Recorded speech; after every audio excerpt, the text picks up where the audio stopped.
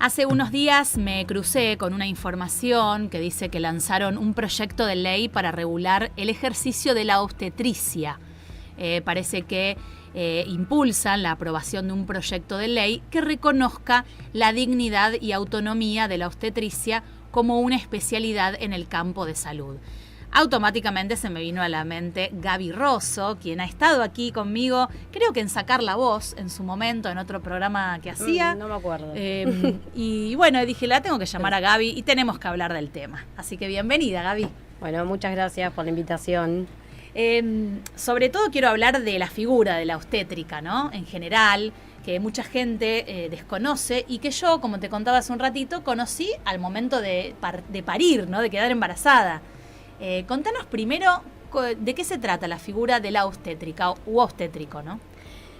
En realidad, uno, esto que vos decís, conoce la partera al momento de parir. Así, bueno, pero no. Incluimos un montón de otras cosas. Las incumbencias profesionales incluyen desde salud sexual y reproductiva hasta la perimenopausia. Podemos participar en el consultorio de ILE, de IVE. Podemos poner implantes, es decir, métodos anticonceptivos a larga duración, implantes DIU, esas cosas como que vos decís, bueno, la partera se te viene, parto. No, podemos hacer control de embarazo, puerperio, lactancia.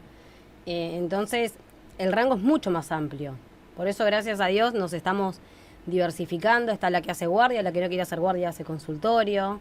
Pero por ahí en Giles no se usa ir a controlarse el embarazo con obstétrica. No se usa. No, uno va con el doctor o con la doctora, bueno, tal cual. Cuando es un embarazo de bajo riesgo, las obstétricas estamos capacitadas y legalmente avaladas para controlar un embarazo hasta el final. Que lo hacemos. Sí. Yo en Rodríguez, que trabajo, lo hago. Entonces hay un montón de otras cosas. Y acompañar el nacimiento, acompañar, observar, interviniéndolo nada o lo que sea indispensable. Que esa es otra idea que estamos trabajando, que es difícil. Es difícil, es muy difícil. Me quedé pensando en la palabra, ¿no? Porque la palabra conocida es partera, y yo cuando quedé embarazada la empecé a conocer como obstétrica, ¿no? Y ahí es más abarcativa, es todo lo que me acabas de contar. Es más abarcativa. Antes la partera era una partera empírica que aprendí a través de la partera del pueblo, la hermana, la amiga, otra que había parido, le contaba, le transmitía los saberes. Y bueno, se formaba la partera. Por eso hay muchas colegas que no les gusta que le digan parteras. Claro. Porque quedamos como relegadas. Y en realidad somos licenciadas en obstetricia. A mí no me molesta que me digan partera. Y también está la diferencia en si uno es licenciado o si es obstétrica sola, que son las más viejas. Claro. ¿Por qué? Porque la ley fue cambiando y las incumbencias y la facultad fue cambiando la currícula. Claro. Entonces, bueno, pero bueno, sí, se dice partera, pero las incumbencias son muchas más. Contame qué pasa con esto de la regulación del ejercicio de la obstetricia, que bueno, por lo que me contaste, esto es más en Cava, ¿no? Que están pidiendo que sea una especialidad en el campo de salud. En realidad, en Capital, la ley rige desde 1965, hace mucho tiempo, y estamos como actividades de colaboración con, por ejemplo, los técnicos de laboratorio, sin desmerecer a nadie, son todas cosas completamente distintas. Entonces lo que se exige es una regulación autónoma e independiente. Porque por ahí, si trabajamos en Capital, no podemos recetar medicación obstétrica, y si trabajo en provincia, sí. Provincia de Buenos Aires tiene una ley, pero que no rige para Córdoba, por ejemplo. Claro. Que si vas a Entre Ríos, no está la figura de la obstétrica. O sea, muy desregulada la actividad en general, ¿no? En todo el país. En todo el país. Entonces lo que se pide es una ley única. Claro. Que abarque toda la Argentina. Como vos sos médico acá y vas a la Quiaca y sos médico igual, bueno, lo que se exige es lo mismo. Y eso regularía también los valores, lo que uno cobra. Porque depende de dónde vas, depende de lo que cobras. Claro, totalmente. Eso es lo que están pidiendo urgente.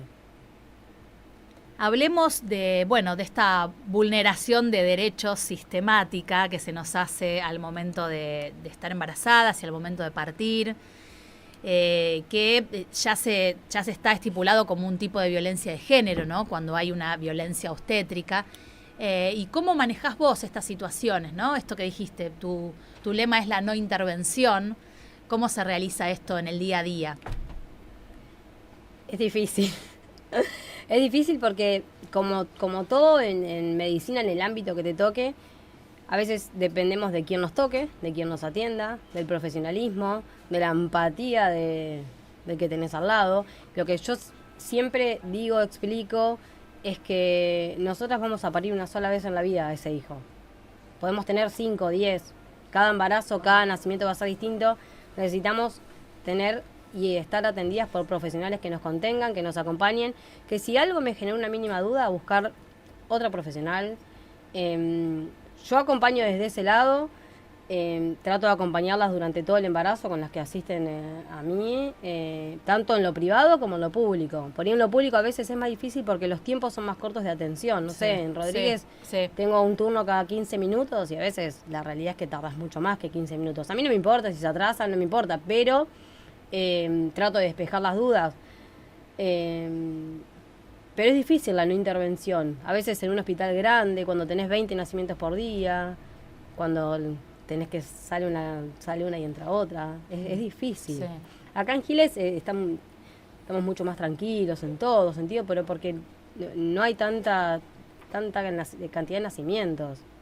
Entonces se puede charlar, claro. Se puede charlar con los obstetras. Mirá, a mí me gusta esto, me gustaría, bueno, es mucho más charlable.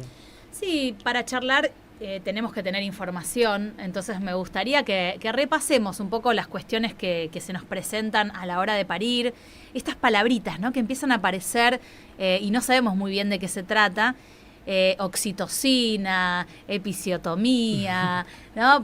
Palabras que, bueno, no, hay que hacer esto, hay que hacer el otro, y medio que quedamos ahí relegadas, las mujeres entregadas, ¿no?, con el cuerpo, y no se nos explica nada, ¿no? Y con el cuco de la urgencia muchas veces se realizan intervenciones muchas veces innecesarias. Hablemos de cuáles son los tipos de violencia que en general padecemos nosotras y, bueno, cómo podemos evitarlos, ¿no?, de alguna manera. Primero, para evitarlos, lo que vos dijiste, información. Empezar a hablar con alguna mamá, buscar páginas, que hay miles, porque hay páginas que estén avaladas. Porque también esto pasa, que bueno, yo parí, entonces te voy a contar mi experiencia y se agarran de una experiencia justamente.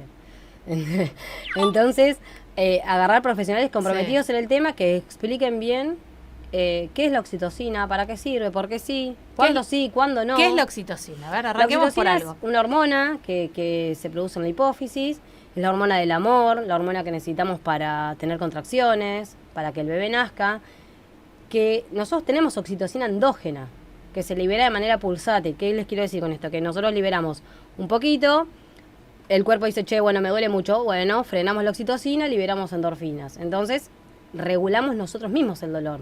Por eso antes, seguramente alguien escuchó, che, yo estuve 4 días, mi abuela estuvo 5 días para parir. Bueno, no estuvo 5 días con dolor.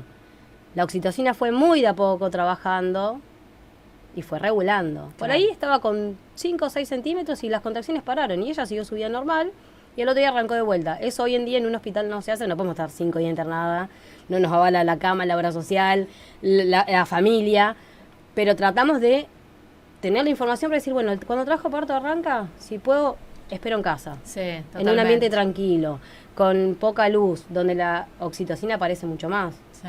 Si yo tengo luz, estoy llena de gente, está la señora de limpieza, el médico, la partera, la instrumentadora, la oxitocina se esconde, ¿sí? Entonces necesitamos regular eso. Y la oxitocina que nosotros usamos, que viene en una ampolla, de oxitocina sintética, se libera de manera continua. Entonces tengo oxitocina, y la endorfina no aparece. Entonces el dolor aumenta. Claro. Entonces se usa así cuando se necesita. Cuando un trabajo de parto estoy hace 6 horas con la misma dilatación, no avanza, ahí se usan bajas dosis. ¿Se sigue usando? Sí, obvio, porque es necesario a veces. Pero sí, no como se usaba antes. Claro. Yo antes, cuando hice la residencia, hace ya casi 10 años, poníamos suero, estaba oxitocina todas.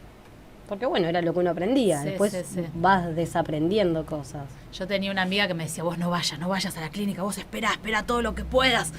Y en el momento uno tiene miedo también. Tiene miedo, y obvio. Incluso lo primero que hace es ir a la clínica. Lo primero que haces.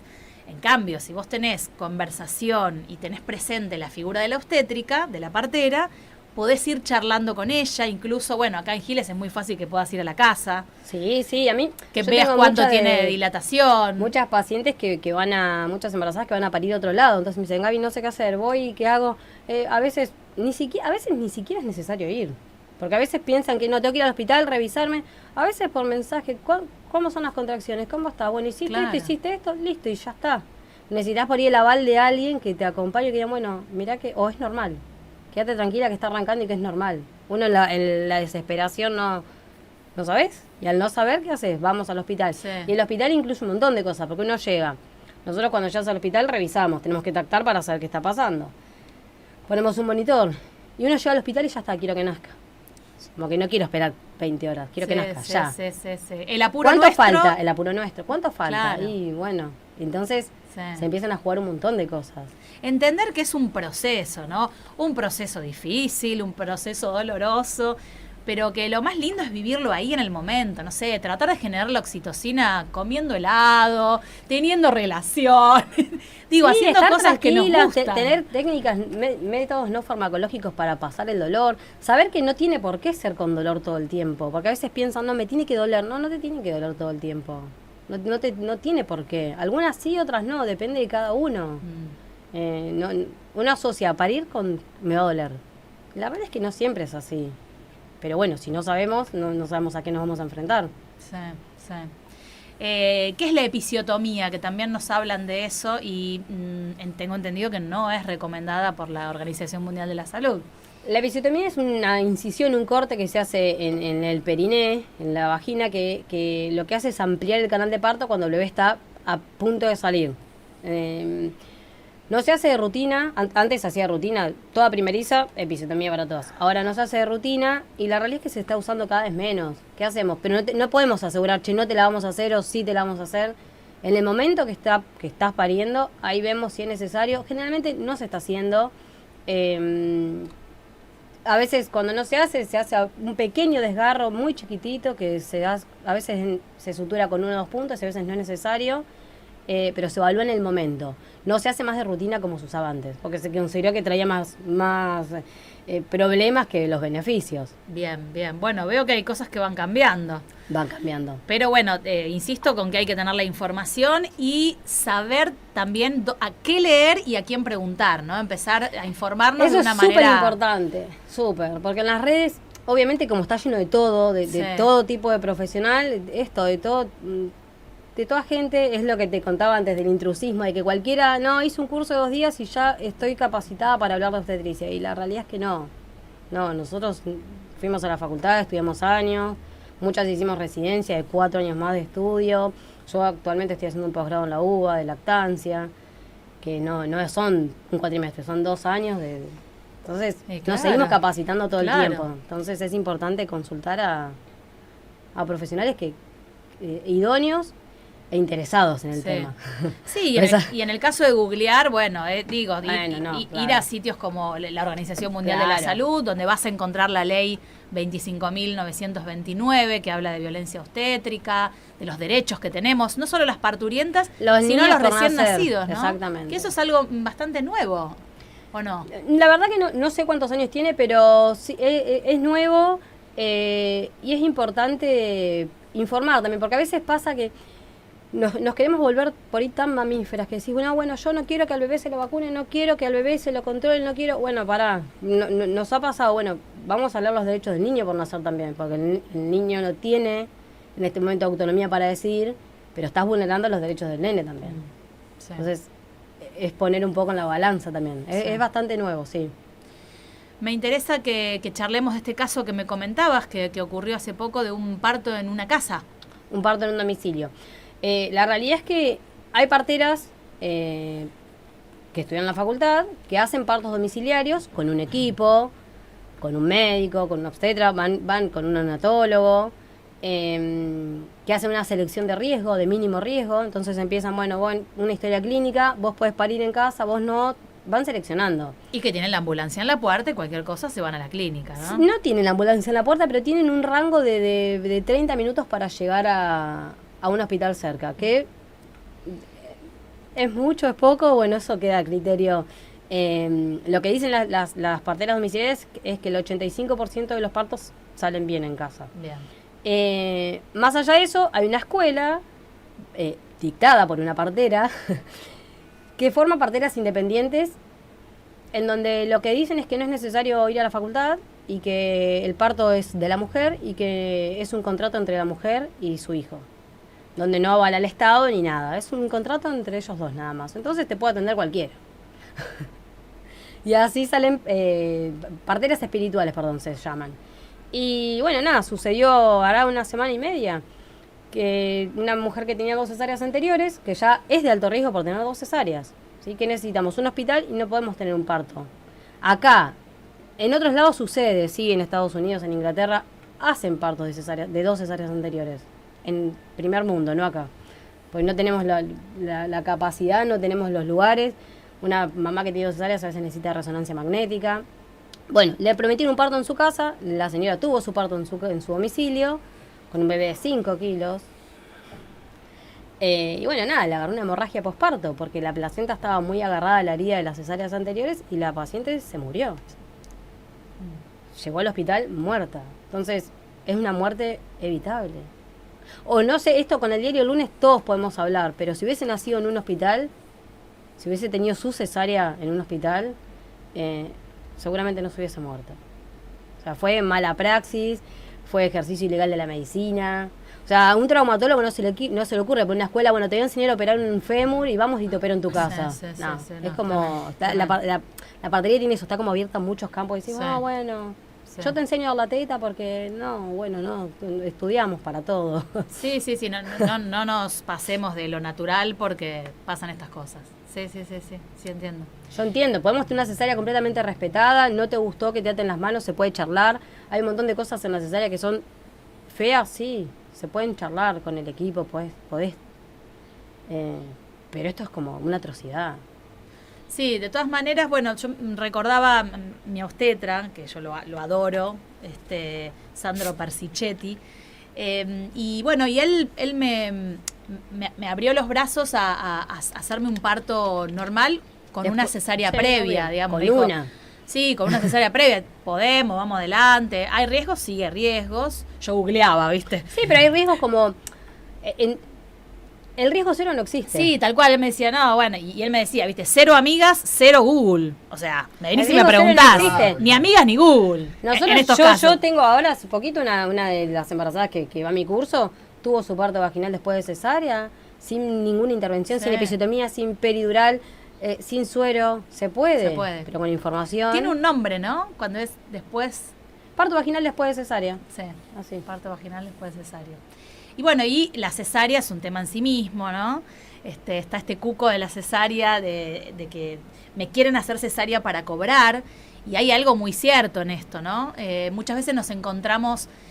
por casos de amigas que tengo y de haber escuchado varios podcasts al respecto, de situaciones en las que están con su obstetra todas las semanas y en la semana 40 de repente la obstetra, justo tiene que viajar a Miami, entonces no te puede atender, salvo que en todo caso planeen una cesárea, bueno, él te opera antes de viajar, esa es una. Y si no, la otra es, bueno, se tiene que ir a Miami, no hay otra, te deja... salvo que cambie algo y bueno, y le tengas que pagar un plus y tenés a ese obstetra. Digo, pasan las mejores prepagas sí, obvio. Y en los mejores sanatorios. Yo siempre una cosa que le recomiendo a toda por ahí la que me consulta, sentate en la sala de espera del médico y preguntá cuántas de las que ya parieron, cuántas tuvieron cesárea y cuántas no. Eso ya te da un indicador tal cual. De si opera mucho o si no opera. Tal cual. Segundo, voy con primer consulta. Tengo fecha probable de parto para el 25 de diciembre. ¿Vos vas a estar acá o te vas de vacaciones? Sí. Como de antemano trabajarlo. Igual pasa, yo que fui a parir al Austral, el médico mío, cuando yo llegué a parir, no estaba, y les ha pasado un montón, y bueno, nos atiende otro. Y suelen pasar esas cosas. Sí, pero no está bueno. No está bueno. Lo que está bueno es trabajar con el equipo, que son 2, 3 obstetras, 2, 3 parteras, entonces vos ya las vas conociendo. Claro. Eso sucede más en Capital. Acá la realidad es que tenemos guardias, cada partera tiene su guardia, medio que nos conocemos todos también, que eso está bueno. Está bueno y no está bueno. Sí, sí. Acá, en Giles particularmente, eso no pasa. O si ya se van de vacaciones te avisan de antemano, está pasando esto. Sí, a veces, esto que vos decís, llegó la semana 40 y me empieza a hablar de cesárea. Sí, es grande, es muy chiquito. Siempre lo mismo, empezar a preguntar de antemano. Si algo hace ruido, preguntar. no quedarse con la espina. ¿Hasta qué semana podemos esperar un embarazo? 41, 41.3, depende de la institución. 41.4, 41.2, depende de la institución y depende del obstetra. Bien. Depende de la formación que cada uno tenga. Bien. Si vas a la Estela de Carlota, te esperan hasta la 42. Sí, a mí me dijo, yo hasta la 42 te espero. Por eso, pero Y depende. a la 41 y la medio nació. Sociedad Argentina de Obstetricia, la Federación Internacional de Ginecología y Obstetricia, dice hasta la 41.3. Sí, pero te marcan a la 40, ¿viste? Si no nace en la 40, es la fecha que te ponen. 40, si no... Porque con una cesárea anterior sí es verdad que aumentan considerablemente los riesgos después de la 40, con una cesárea anterior. Aumentan considerablemente, tenemos mucho más riesgo de rotura uterina en esa semana que queda. Pero bueno, explicando los riesgos y charlando, vos también podés decir, mira, yo quiero esperar, bueno, te pueden pasar todas estas cosas. Claro. Bueno, vemos. Claro. Esto, charlarlo. No, no, te voy a operar por tal cosa. Bueno, consensuemos.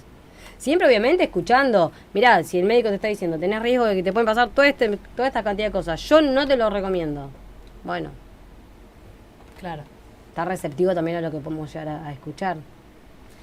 Contanos, Gaby, un poco del trabajo que haces vos, previo, ¿no? Estuvimos hablando mucho del parto, pero hay un trabajo previo que es súper importante que realizan las obstétricas.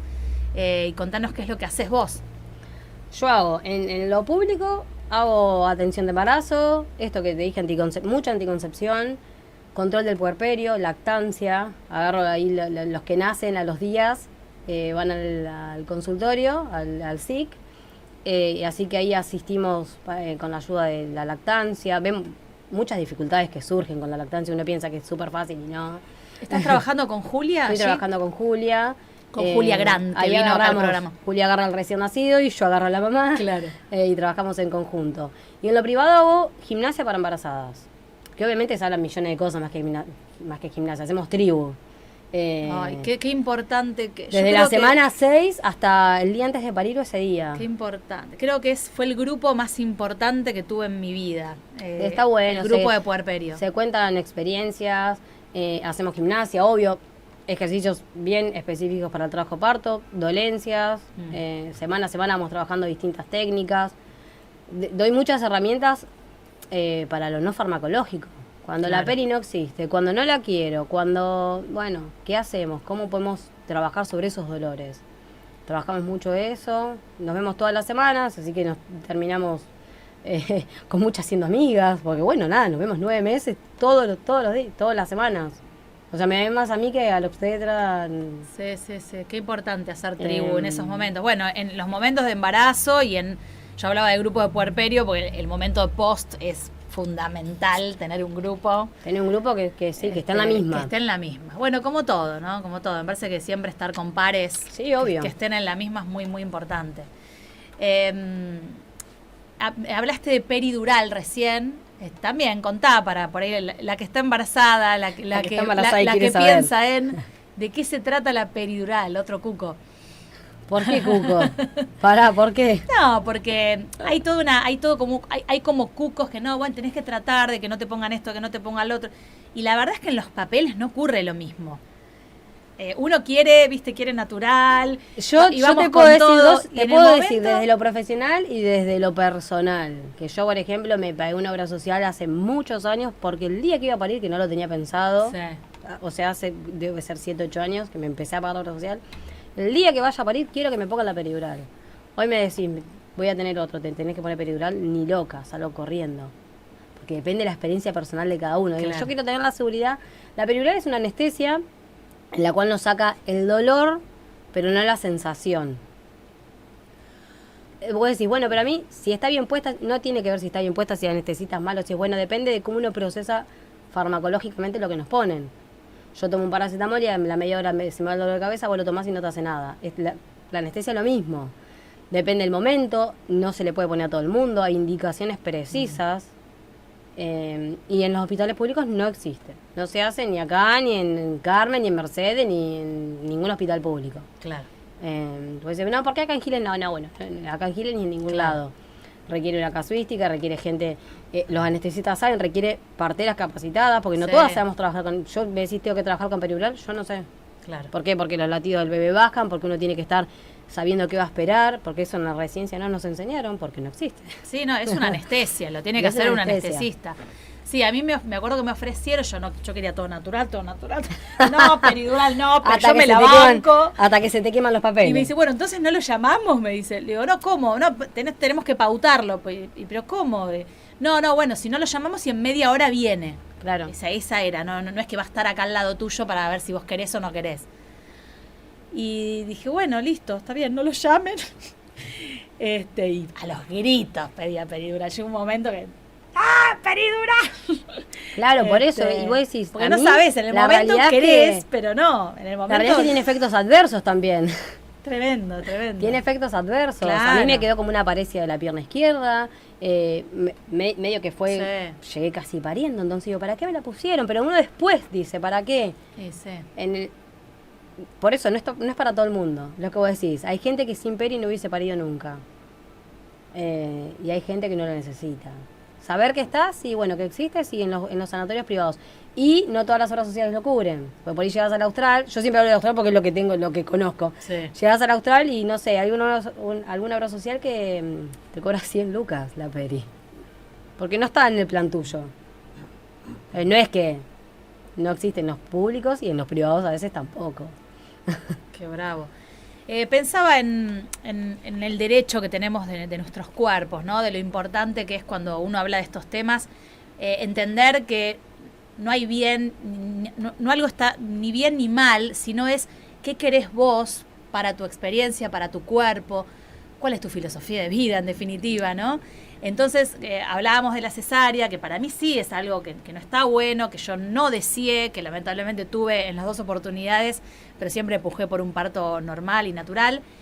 Pero bueno, hay mujeres que quieren cesáreas, que directamente quieren el trámite, quieren, no sé, a tal hora salgo de laburar, bueno, a las 8 quiero estar pariendo, y la agendan, y punto. Entonces, también es un derecho de las mujeres, ¿no? Sí. Es un derecho. Yo siempre lo que digo es, la información, la cesárea no deja de ser una intervención quirúrgica mayor, no es sacarse un apéndice. Esto que vos decís es comodidad. Muchas veces los segundos embarazos, no, yo quiero por la organización familiar de que no tengo con quién dejar el nene, entonces bueno, si vos me operás mañana, yo ya lo ubico y... es decirle también al nene el día que quieren nacer, en vez de darle la posibilidad de que nazca cuando lo desencadene su propio cuerpo. Sí. Pero bueno, con la información también no deja de ser un derecho.